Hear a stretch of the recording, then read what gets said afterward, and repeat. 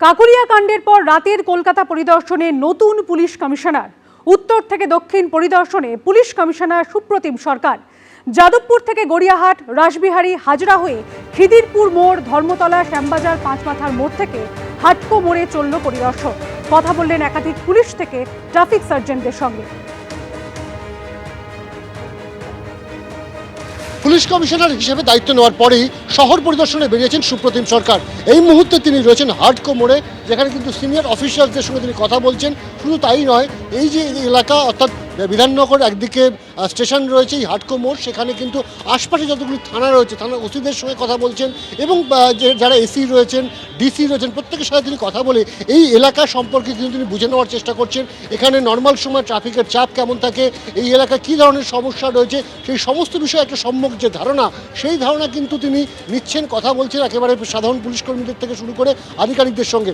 এর পাশাপাশি কিন্তু আমরা কিছুক্ষণ আগেই আমরা দেখেছি যে সুপ্রতিম সরকার তিনি একেবারে দক্ষিণ থেকে উত্তর কলকাতা সর্বত্র কিন্তু তিনি ঘুরছেন এবং সেখানে কিন্তু গিয়ে মানুষের সঙ্গে কথা বলে এবং পুলিশ কর্মীদের সঙ্গে কথা বলে সেখানকার পরিস্থিতি সম্পর্কে বোঝবার চেষ্টা করছেন। এবং এখানে দেখা যাচ্ছে যে এখানেও কিন্তু একই রকমভাবে কিন্তু এসি, ডিসি প্রত্যেকের সঙ্গে তিনি কিন্তু কথা বলছেন, জয়েন্ট সিপিরা রয়েছেন এবং তিনি কিন্তু এখানে মোটামুটি কথা বলে যেটা আমাদের জানিয়েছেন যে তিনি কিন্তু চাইছেন যে এই যে উর্দির প্রতি মানুষের যে আস্থা, সেই আস্থা যাতে আরও মজবুত করা যায়, সেই মজবুত করার লক্ষ্যেই তিনি কিন্তু রাস্তায় বেরিয়েছেন এবং মানুষের মধ্যে যে আস্থা রয়েছে পুলিশ সম্পর্কে, সেই আস্থা যাতে আরও শক্তপোক্ত হয়, সেটাই কিন্তু তার মূল উদ্দেশ্য। এবং সে কারণেই কিন্তু একেবারে পুলিশ কমিশনার হিসেবে দায়িত্ব নেওয়ার পর তিনি বেরিয়ে পড়েছেন শহরের রাস্তায় এবং তিনি কিন্তু ঘুরে দেখছেন গোটা শহর। ক্যামেরা সন্দীপন গুপ্তর সাথে অনির্বাণ বিশ্বাস, এবিপি আনন্দ, কলকাতা। মানুষের একটা রাস্তায় পুলিশ দেখলে, ইউনিফর্ম দেখলে মানুষের মনে একটা আস্থা আসে। সেই আস্থাটা যাতে আরও একটু মজবুত করা যায় সেই চেষ্টা করছে। পিক আওয়ার্সে যখন মানুষ বাড়ি ফেরেন বা বাড়ি অফিসে আসেন, সেই সময় কলকাতা পুলিশকে আরো বেশি করে রাস্তায় দেখা যাবে। এবার প্রথম বুলেট ট্রেন শিলিগুড়ি পর্যন্ত যাবে। কেন্দ্রীয় বাজেট পেশের পর জানালেন রেলমন্ত্রী, ভবিষ্যতে প্রজেক্ট গুয়াহাটি পর্যন্ত নিয়ে যাওয়া হবে। পশ্চিম বাংলা প্রায় 12টি নতুন ট্রেন পেয়েছে, জানালেন অশ্বিনী বৈষ্ণব। গত 40 বছরে কলকাতা মেট্রোর 27 কিলোমিটার রেলপথ, 2014 সালের পর 11 বছরে কলকাতা মেট্রোর 45 কিলোমিটার লাইন তৈরি হয়েছে।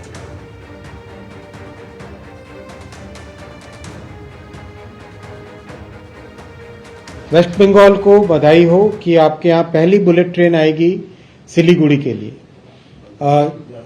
वाराणसी से सिलीगुड़ी वाया पटना ये ट्रेन बुलेट ट्रेन सिलीगुड़ी आएगी और भविष्य में ये बुलेट ट्रेन का कॉरिडोर टुवर्ड्स गुवाहाटी भी जाएगा। तो एक तरीके से नॉर्थ ईस्टर्न स्टेट्स के लिए, बंगाल के लिए बहुत बड़ी खुशखबरी है। बुलेट ट्रेन वेस्ट बंगाल के लिए मिलेगी। साथ ही साथ एक नया फ्रेट कॉरिडोर भी वेस्ट बंगाल के लिए आएगा, जो कि वेस्ट बंगाल में दानकुनी से आरंभ होगा और गुजरात को जोड़ेगा और उड़ीसा, छत्तीसगढ़, मध्य प्रदेश और महाराष्ट्र को भी ये फ्रेट कॉरिडोर जोड़ेगा।